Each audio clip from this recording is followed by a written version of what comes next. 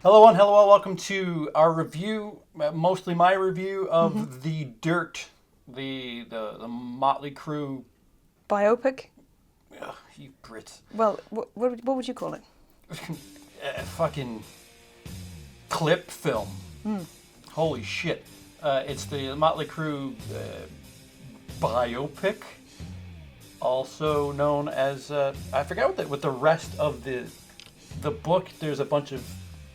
Oh, there's a book about... Yeah, this movie's based on a book. Okay. Directed by Jeff Tremaine of Jackass fame. Oh, is he? Yeah. So, I don't know what that says about whoever was decision-making for this movie, because I don't think of Jeff Tremaine at all as far as film is concerned. Like film. Mm-hmm. You want to film a guy eating shit, or...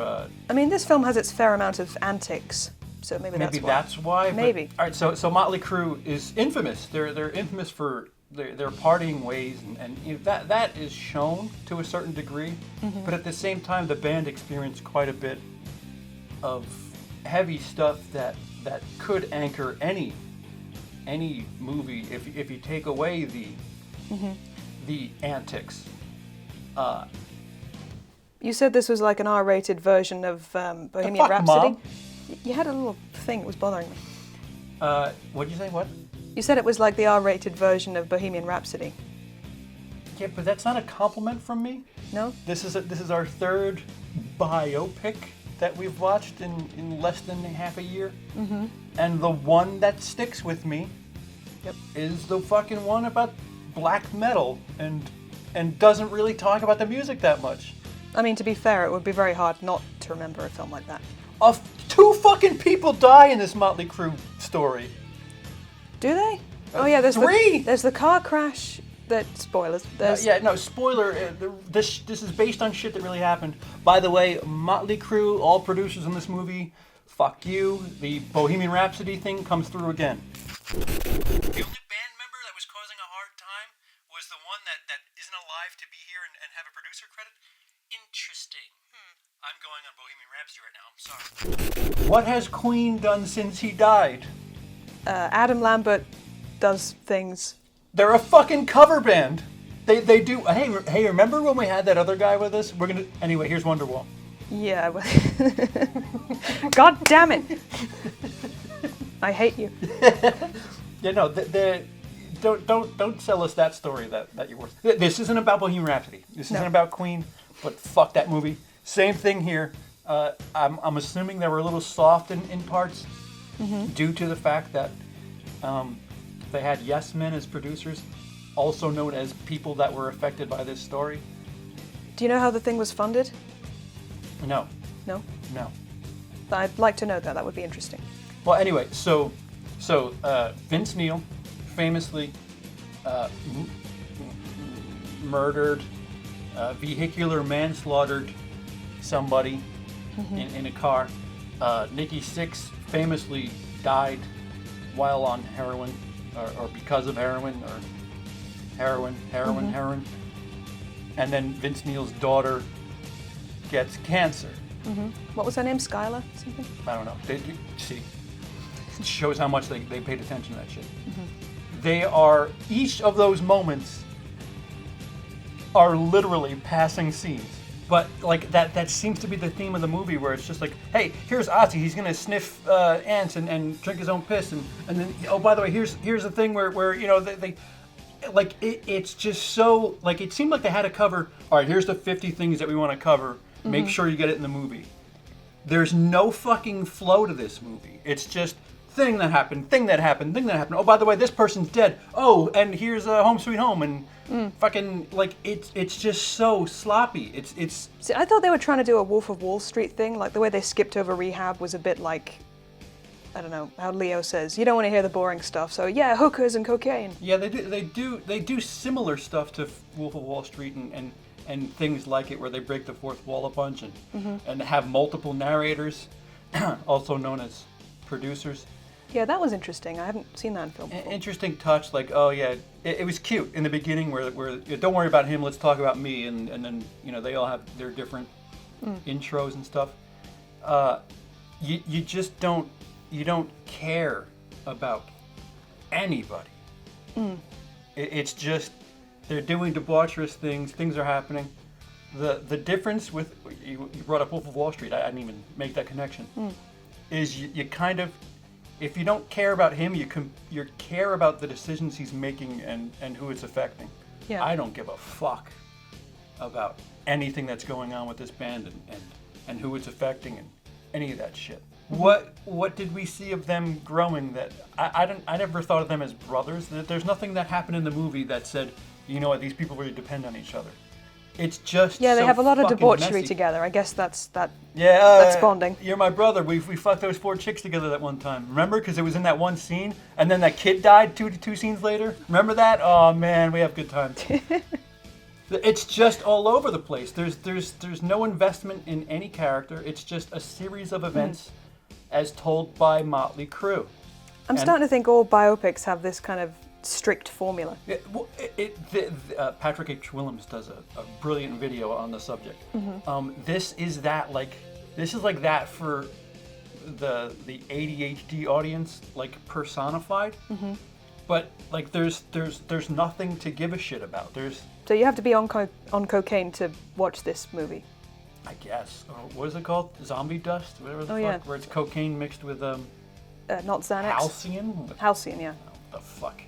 I would take a halcyon. You guys with your old school medicine. But yeah, like there's no real peaks and valleys. There's no like they're down in the dumps. It's just You're on a train that's just going, "Wah!" yeah, fucking that was my stop pass. They were fucking and then heroin, "Wah!" yeah. And then I got off it, and then "Wah!" Yeah, they break up. They have a different lead singer. Oh, by the way, it's Anthony from 10 Second Songs. They barely even cover him. I didn't get to hear him sing. I was like, oh, this is going to be awesome. Oh, he's done. Okay, cool. It literally is just so ding, ding, ding, ding, ding, ding, ding. So anyway. Yeah. So this is what the film doesn't do. It doesn't stop and take a moment and say, you know what, here, why don't you invest yourself in any given character, any given situation. The 1981 to 1990 is just such a blur. They probably want you to think that. But there's nothing. When they break up, I don't care. They get back together literally within minutes. Because that's because Vince Neil's daughter dies, cancer. Yeah. With the flower in her belly.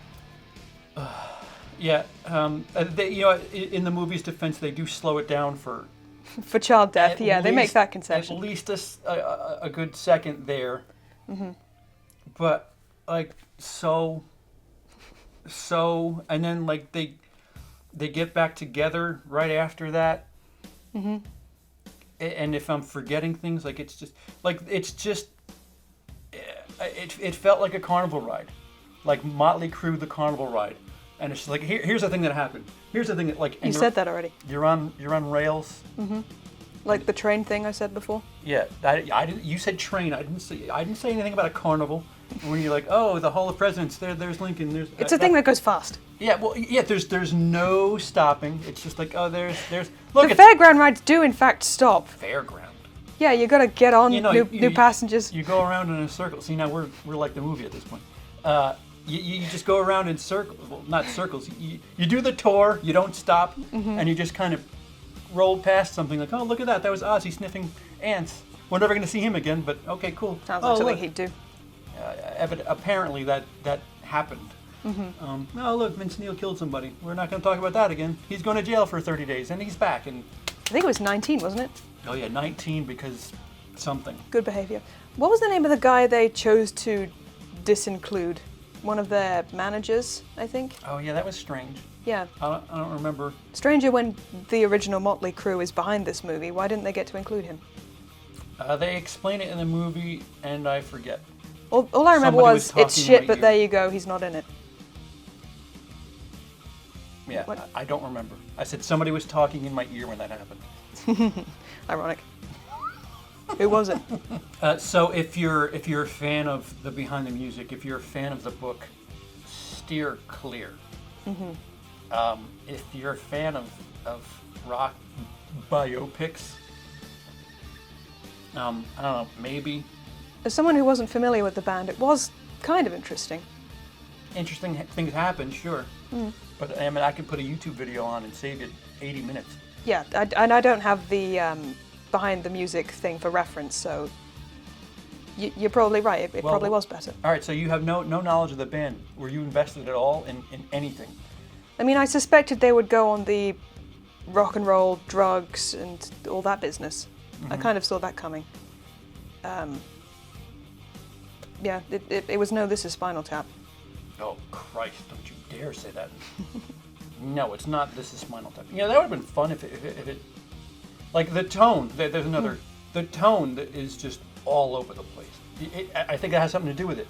It's just so fucking seat of your pants that, you know, oh, look how crazy you are. Like, the movie opens with a woman squirting, thanks to Tommy Lee.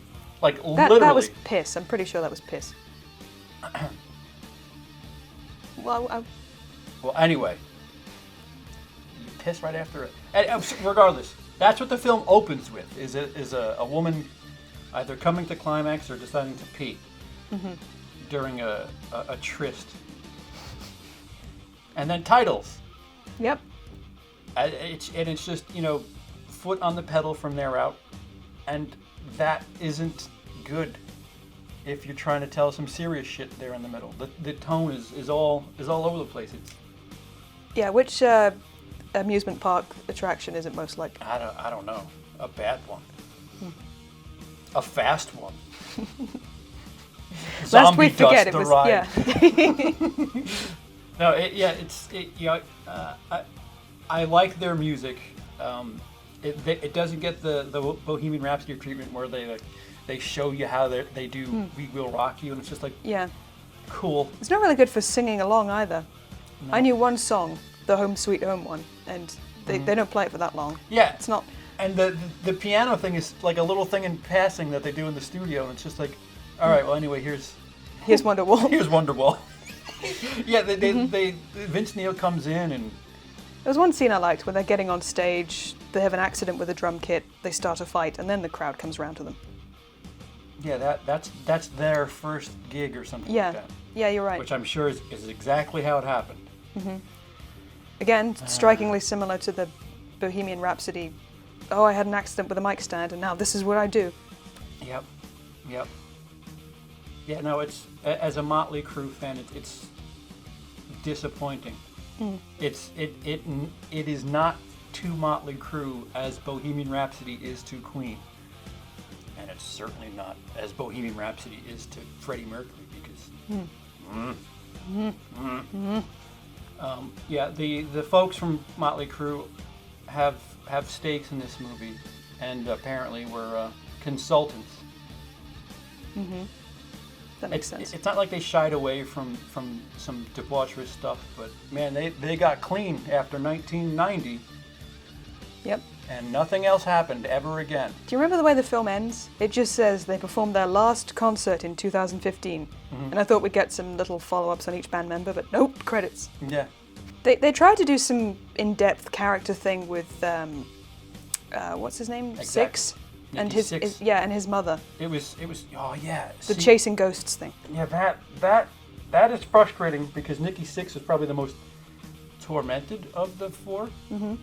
And they set it up well, because he had this fucked up upbringing and background. But you know, they don't really like. There's no like correlation to like this is why he's on heroin, because his upbringing. It's just oh, my mom wants to see me, and now I'm gonna do drugs, and now I'm gonna die. And now my dad's dead. Yeah. Oh, I have a brother. Yeah, you're lucky you didn't know him. Oh, well, good. That's convenient. So, if you're not familiar with Motley Crue, maybe you might want to check this out. If you like Bohemian Rhapsody but want it like turned up to 11, you might like this movie. Don't expect to invest anything into the characters. I gave this a 2.5 out of 5. Some of the cinematography's musical, like the lighting is really Yeah, there's some over nice the top. blue and orange lighting they have going on. Yeah, a little overt. It's not considering it's coming from Jeff Tremaine, who Jackass 3 is well shot as well. Just learn how to tell a story. Spread that shit out. Take your fucking time. Somebody just died. You want to relax? Just take a breath. Just take a breath. Oh, our lead character's dead for a couple of minutes.